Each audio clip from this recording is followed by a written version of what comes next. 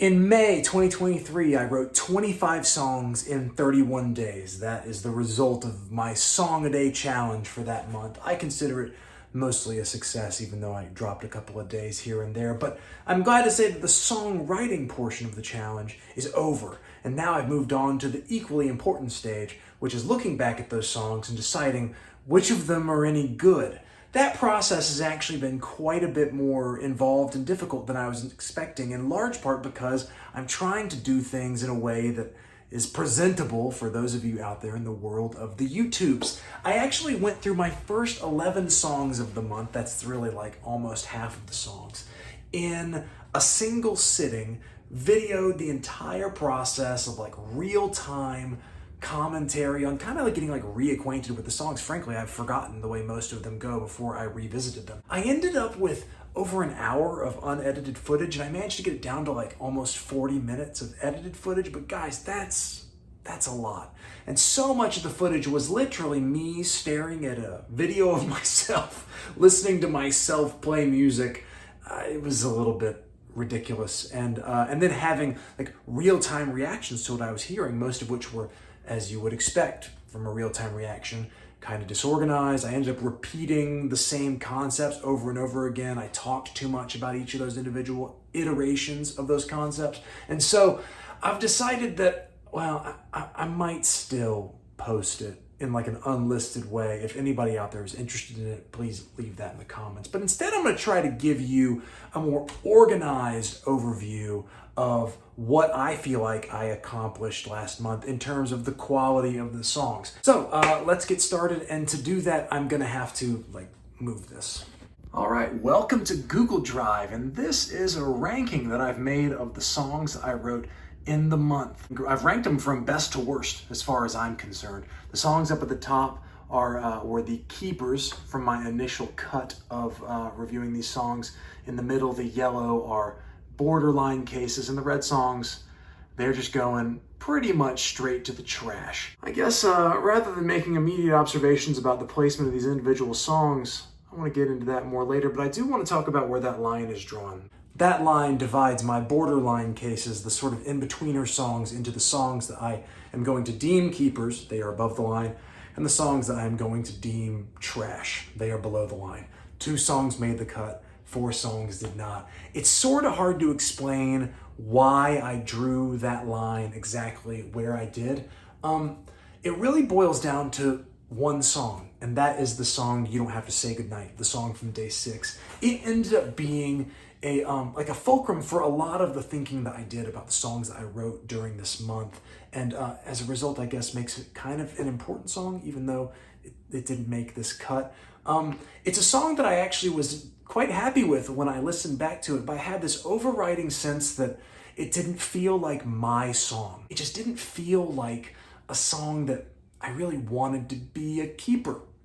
That's maybe the best way for me to explain it. The songs that fell above the line turned out the opposite way. Like the one that's right ahead of it on the list is Can We Talk, the song from day 30. In my head, it's like a pretty like bare bones, like power poppy sort of song. That's what I was imagining when I wrote it, and that's what it sounded like when I listened back to it. And for whatever reason, my immediate gut reaction was that I'd like to play that song. I don't know. So that's where that line ended up being drawn. The result is that there were 12 songs that are above the line and that kind of make it to the next round of this process, which is like the review, revision, finalizing, and recording phase. And then there are, I guess, 13 songs that went into the trash. I want to next talk about, the tab here is called Trash Factors. I want to talk about the reasons why songs didn't make the cut. As you'll see in the far left column, we've got 13 songs listed and then more columns that talk about them.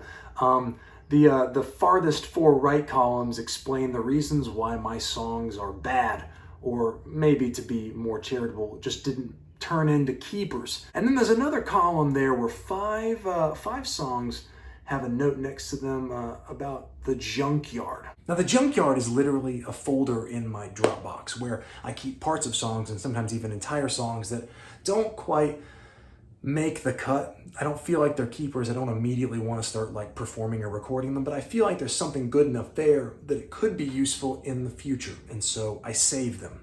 And to be clear, I save only the parts that are worthy of being junk for potential future use. If I've got a song where the chorus goes in the junkyard, nothing else goes in the junkyard. And that is better sort of not only for my mental storage, but also my physical storage. It just frees me from the ideas that I really know that I think are terrible, but it helps me save little snippets that might be inspiring later. In fact, one of the songs that I wrote in May used an idea that's been in the junkyard for 10 years. So the songs that ended up with bits in the Dropbox are as follows. Inches Away had a chorus that I really, really liked, notwithstanding that I hated, I mean hated, everything else about that song. Classic junkyard candidate, the chorus is going to the junkyard, everything else is going to get trashed.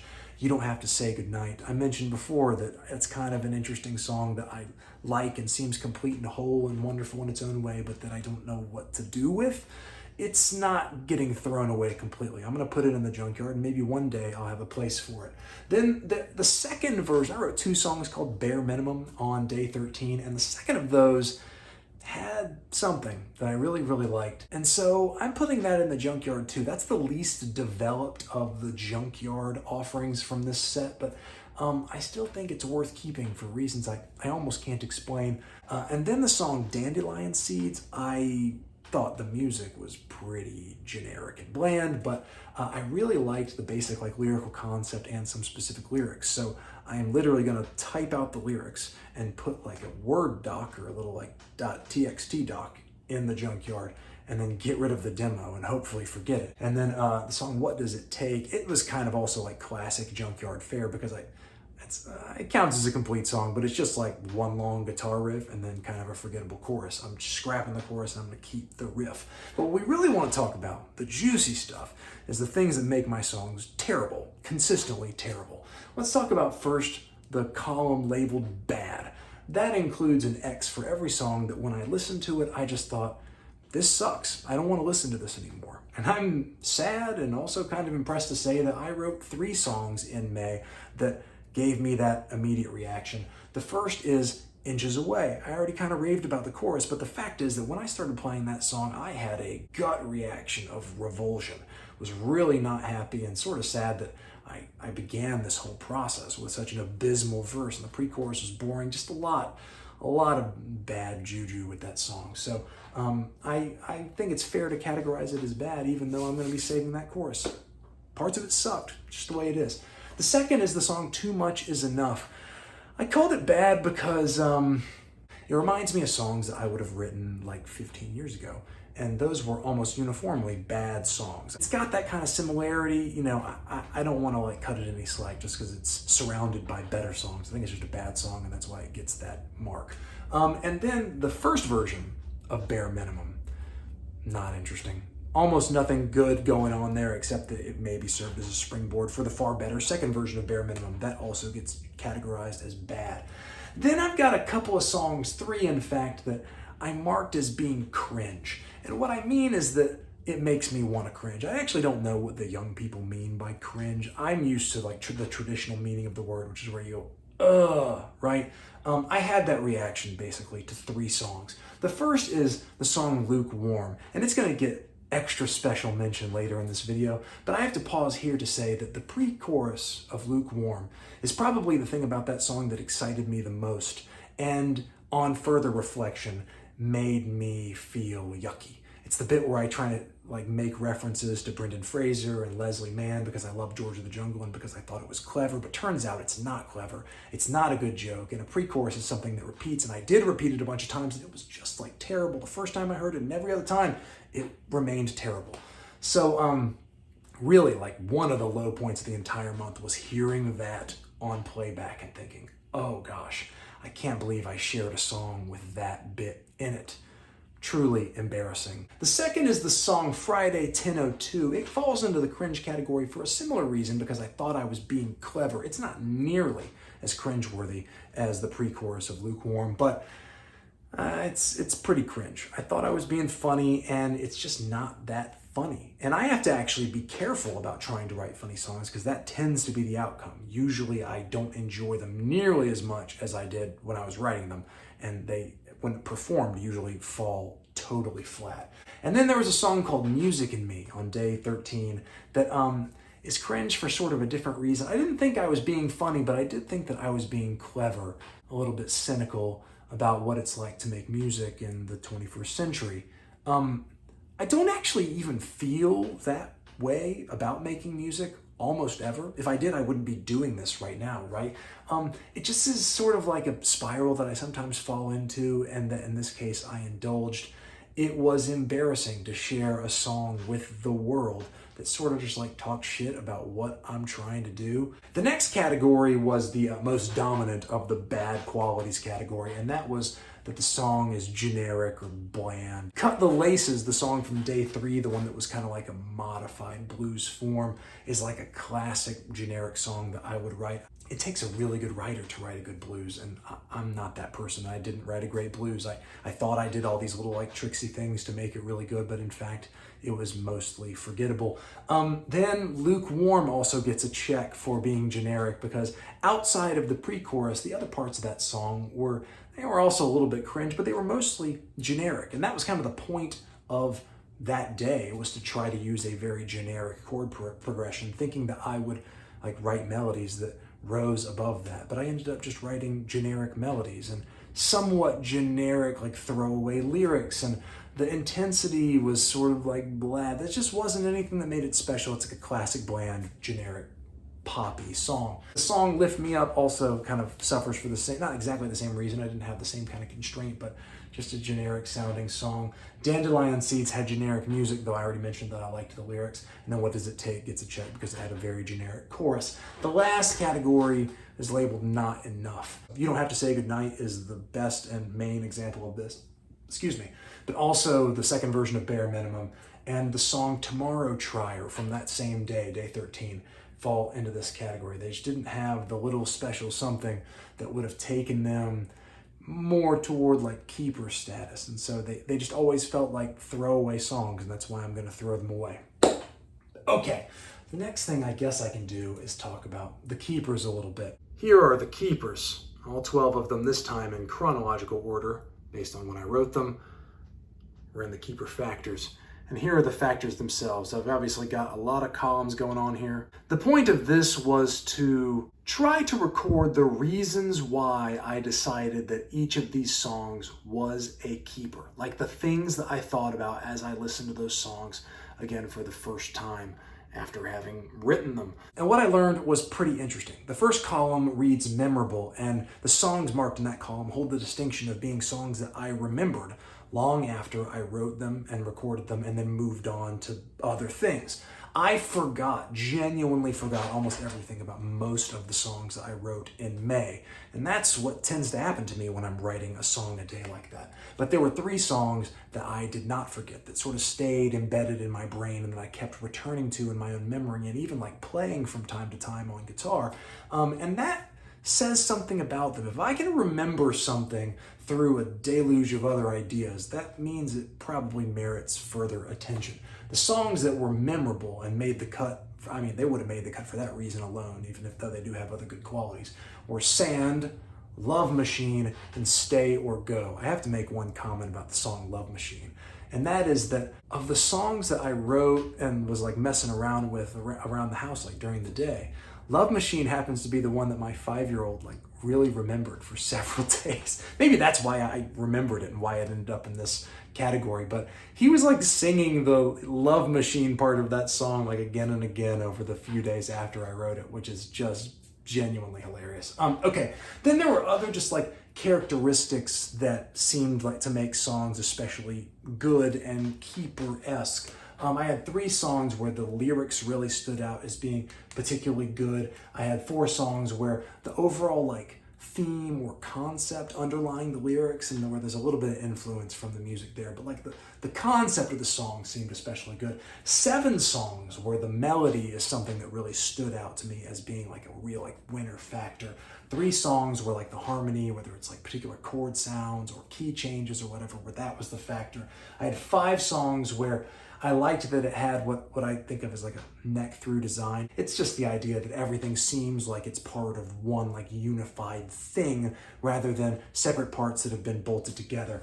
I had 5 songs that I quite liked because it just felt like they had always existed in that form, which is a slightly crazy thing to think, and also sometimes means that they are accidentally lifted from other songs. I don't think that about any of them yet, but that's just something I feel like acknowledging because it has happened in the past. I had 3 songs that seemed special because of the rhythm or groove of those songs, tempo, like just usually songs that felt really, really upbeat, but one in particular, the song More to Discover. Did I mark it here? No, that's what I'm gonna get to in a minute. The next column is intensity/energy/vibe, and there were 5 songs that achieved a portion of their keeper status because of that quality. More to Discover, I mentioned before, is that it's that Zelda's Lullaby based song, and that's got like a very sort of like dreamy, floaty, not relaxed, but kind of just like suspended vibe. And that's unusual for me as a writer, and it made me attracted to it. But there were others that had like an energy or like a vibe that I really liked, and that's one of the things that I specifically noted when I was listening back to them. And then I had 4 songs that got extra bonus points because they were just really, really fun to play. And it's worth noting that 3 out of those 4 songs were in that like post-hiatus 5-day like stub period at the very end of the month, where I was just enjoying playing the guitar and happened to have tried some things that were more adventurous, i.e. difficult. And even though those weren't necessarily executed in the way I want to execute them in the future, I'm still pretty happy with those songs, and I'm excited to like practice playing them and get good at them. Okay, I think there's like not much more for me to say about this. I feel pretty good about the way that these things landed, and I guess let me pause for a moment and also talk to you about why some songs made the very top of my ranking. I think what I want to say is that a few of these placements actually really surprised me. Specifically, a special nod to Cookies and Cream. That's a song that kind of felt like a throwaway when I was writing it, but man, when I listened back to it, I certainly liked it enough for it to make the initial keeper cut, and then every time I listened to it and thought about it, I liked it even more. I feel like there's something special going on with that song, at least based on my tastes. Special acknowledgement for the song Prince, which is probably maybe slight is the right word. It's kind of the slightest song that made this initial cut, but I really, really like it. Its simplicity doesn't make it worse. In fact, I think it makes it stronger. I guess the last thing I want to note is that as I look at this list, I feel like a few of them must be in the wrong place, because how is Love Machine only, it's in the 8th column, but only number 7 on this list? And then I look at the ones above it and I go, oh, that's why. Maybe it would swap places with I Won't Follow. Maybe it would swap places with Memory Lane. I don't know. I'm proud of all these songs and I'm so excited to work on them. I don't know what else I could say about this without this turning into like a 40-minute video. So I'll just say thank you again, as always, for your time. And please do keep a lookout for the next set of videos in this kind of weird, irregular series, because I'm going to be focusing on like the revision process and probably some pre-production sort of stuff before actually getting into recording. And I am going to try to focus on not just like the things that make the recording process that I go through somewhat normal. I'm going to try to focus on the things that make it somewhat abnormal. I think one of my goals going into the recording process is to try to find as much, maybe weirdness isn't the right term, but I want to attack particular ideas and sounds from an unusual direction just to see if it gives me something that feels a little bit more new and out of the ordinary than as compared to like stuff that I've written and recorded and worked on over the past almost 20 years that I've been writing songs. So stay tuned for all that, but mostly take care of yourselves and thank you for your time, and I will see you around.